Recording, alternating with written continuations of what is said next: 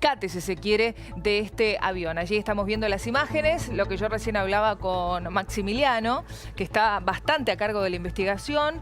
Han encontrado el primer día que comienza la búsqueda, el buque que finalmente de manera privada contrata la familia de Emiliano Sala, recordamos, con el aporte de varios futbolistas. Ese mismo día el buque da con los restos de la avioneta que transportaba a Emiliano y por supuesto que manejaba este piloto en las profundidades del Canal de la Mancha, aproximadamente a 670 metros de profundidad. Bueno, estamos con Alejandro Calfayán, él es especialista en búsqueda subacuática. Alejandro, ¿cómo le va? Buenas tardes, muy bien, gracias. Bienvenido, gracias por estar con nosotros. Bueno, la pregunta que me parece surge ahora, y teniendo en cuenta lo que quiere la familia de Emiliano, es si se puede sacar la avioneta del fondo del mar. Sí, técnicamente es posible. Es posible. Sí, estamos hablando de 67 metros. 67 metros, 67 ahí está, metros, bien la duda. No solo que es posible, sino que es necesario porque, bueno, hoy apareció un cuerpo, al menos uno. Entonces ya es perentorio hacerlo. Digamos, hay que hacerlo. Hay que hacerlo, sí. No habría motivo por el cual dejarla. No, y además de eso, técnicamente es posible. No es como otros casos que la profundidad es un inconveniente. A esa profundidad se puede perfectamente operar. Por supuesto que hay que hacer, o sea, las condiciones del mar en esa zona son bastante difíciles. No es un mar tranquilo. Tiene mucho tráfico, el Canal de la Mancha tiene muchísimo tráfico. Yo lo comparo con la 9 de julio. Ah, sí. Así, a ese nivel. Cuando hablamos de tráfico, ¿qué querés? Tráfico marítimo. Sí, hablando de tráfico, buques de carga, buques de pasajeros, buques petroleros, todo tipo de buques, todo tipo de embarcaciones. Y no se puede, mientras se está realizando un operativo, impedir ese tráfico, ¿no es posible? Y no, porque afectaría el comercio, digamos, de la zona. Pero coordinándolo, como lo van a hacer y como se hace en estos casos, es perfectamente posible de hacer. ¿Cuánto puede tardar rescatar la avioneta? Bueno, va a depender mucho también de cómo encaren el trabajo. Pero yo creo que es cuestión de semanas, no más que eso. Entiendo que en unas semanas se tiene que resolver esto. ¿Y los elementos con los que se van a trabajar? Bueno, está trabajando ahora el buque británico, el G-Ocean III, que es el que está en este momento en zona. Sí. Mejor dicho, ya está desde ayer cuando la empresa privada lo encuentra. A partir de ahí ya queda en manos de la búsqueda, digamos, de la autoridad marítima. El sitio donde se encontró, entiendo que es aguas jurisdiccionales británicas, a pesar de estar cerca de Francia, pero son aguas jurisdiccionales británicas. Por lo tanto, la autoridad interviniente es la británica. A partir de ahí, entiendo yo que en estos momentos ya están empezando a evaluar un sistema de rescate. Primero que nada, del cuerpo, por lo menos hasta ahora ha aparecido uno solo. Vamos a ver si después aparece otro más. Y después también es muy importante rescatar la mayor cantidad posible de restos náufragos. Yo lo llamo así porque ya no es más un avión, eso ya son restos. Restos náufragos. Exactamente. Ya dejó de ser una aeronave. Ya son restos náufragos que están en el lecho del mar. Entonces, a partir de esa instancia, lo que queda es, bueno, como decía recién, primero rescatar él o los cuerpos y luego los restos náufragos para, a partir de ahí, empezar la investigación para determinar cuáles fueron las causas del accidente, del incidente. ¿Qué pudo haber pasado? ¿El mal tiempo? Y la zona, digamos, se caracteriza por tener muy mal tiempo.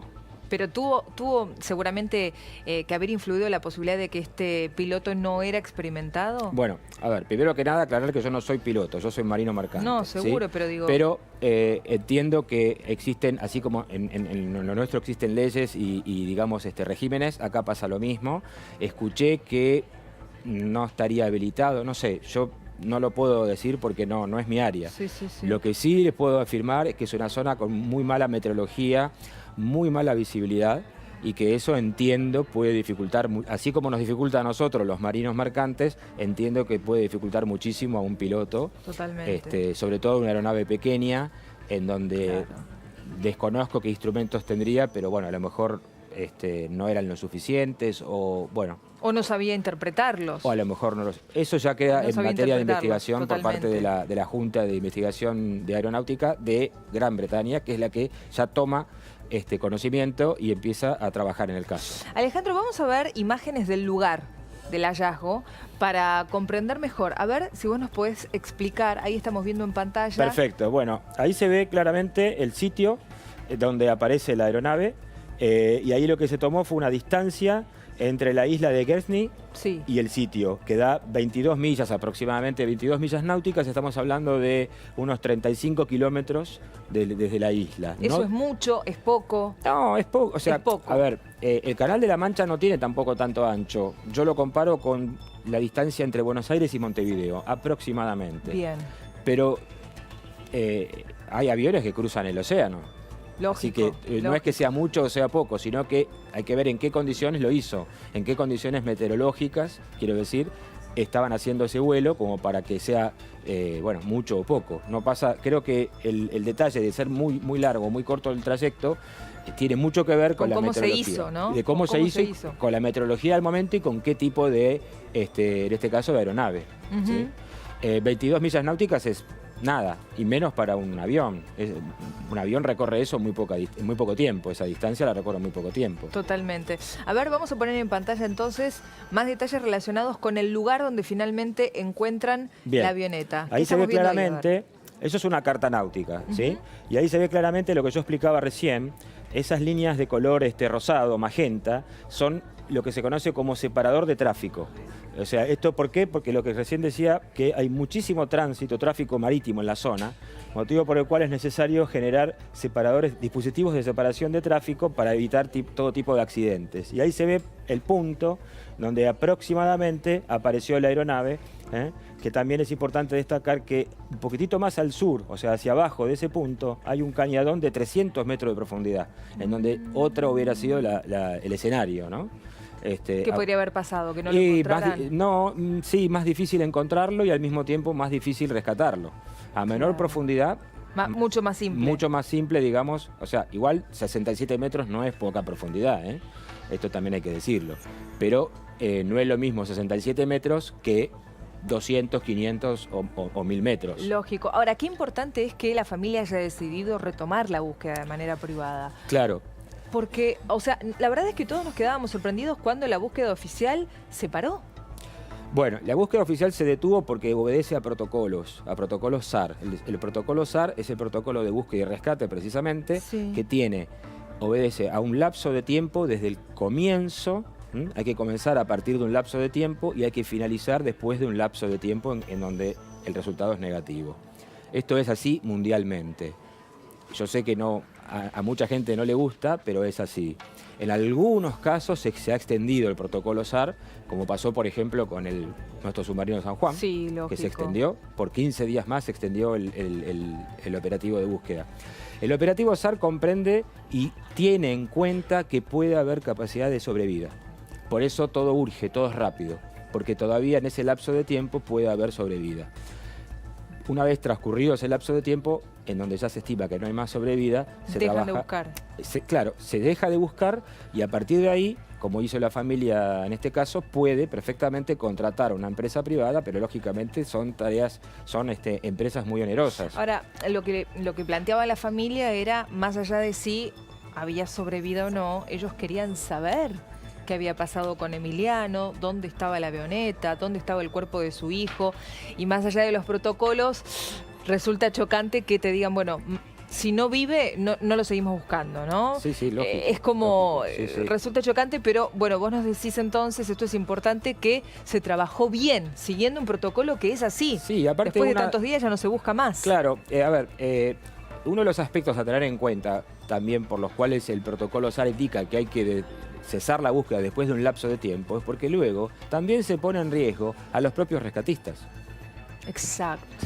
Y esto es algo que yo sé que es muy difícil explicarlo, es doloroso para las familias, para cualquier familiar que haya perdido a alguien en un accidente de este tipo, pero esto es algo que ocurre. Claro. Ha ocurrido de que se ha enviado gente a buscar restos náufragos o lo que fuere, y después hubo que ir a buscar también a los rescatistas. Sí. Este es uno de los tantos motivos que obedece a que el protocolo SAR termina después de determinado. Claro, para no poner en riesgo a otras personas. Exacto. Para no poner en riesgo a otras personas. Alejandro, ahí estamos viendo el buque que finalmente da con la avioneta, ¿no? En el fondo del Canal de la Mancha. Pero digo, ¿Cómo sería el operativo para rescatar esta avioneta? ¿Qué tipo de elementos, qué tipo de grúa, cuán grande? Ahí estamos viendo. Justamente eso que están sumergiendo es como un torpedo. Sí. Eso se llama sonar de barrido lateral. Eso mismo que está ahí.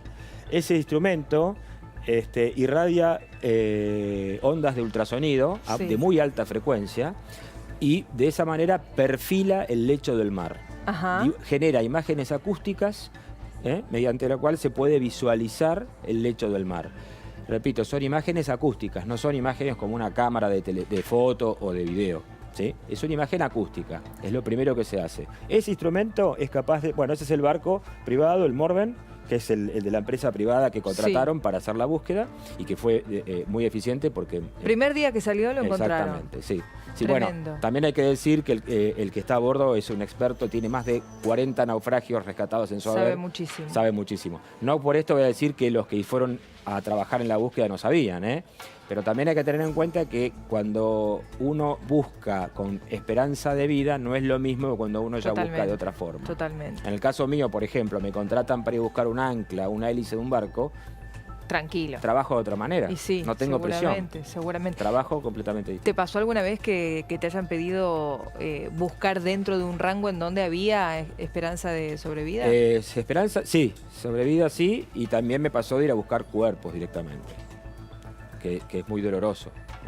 Muy difícil de detectar y bueno, muy doloroso. ¿Es muy difícil de detectar? Sí, porque el sonar de barrido lateral, que es el instrumento que recién veíamos, no diferencia nada, no hace diferencia si es un objeto metálico, ferroso, madera. Bueno, los tejidos humanos también los detecta, pero justamente hay que tener mucha preparación, mucha capacitación y entrenamiento para detectar ¿Se trata de un cuerpo o de otra cosa? Te decía por último, ahí estábamos viendo el buque, pero digo, ¿con qué elemento se va a trabajar? ¿Con una especie de grúa? Primero que nada, claro. Con este sonar que vos decías. Una vez que se detecta algo con el sonar, luego se baja el ROV, el submarino remoto. Sí. Que ese sí es el que tiene la cámara que filma, que precisamente es el que sacó la fotografía que hoy vimos. Bien. El ROV. Y después, a partir de ahí, bueno, lo que sigue ahora es sacar la mayor cantidad de fotos y videos posibles para empezar a preparar el operativo de rescate, que es la última etapa. La fase final es el rescate. A partir de ahí, bueno, no sé si será este buque que está trabajando ahora, el Geo Ocean III, o otro que designe la Armada Británica para hacer el rescate, con grúas, con buzos, pero no van a bajar los buzos así solos, sino que bajan con campanas especiales, por la profundidad justamente, claro. Porque 67 metros es mucho. Es bastante. Y luego se empieza a programar todo lo que es a coordinar el rescate con todo tipo de grúas y barcos de apoyo. También va a ser necesario, como lo que hablamos al principio, o sea, coordinar muy bien todo el tráfico marítimo en la zona. A ver, por llevarlo a un ejemplo fácil, cuando hay un accidente en una autopista, enseguida se ponen las camionetas a los costados para desviar el tránsito. Claro, algo similar. Algo similar a eso, solamente que en el agua y con todos los impedimentos que tiene el agua, porque el agua es permanentemente dinámica. Claro, exacto. Y en una zona donde, como digo, digamos, no es benévola en cuanto al clima, ¿sí?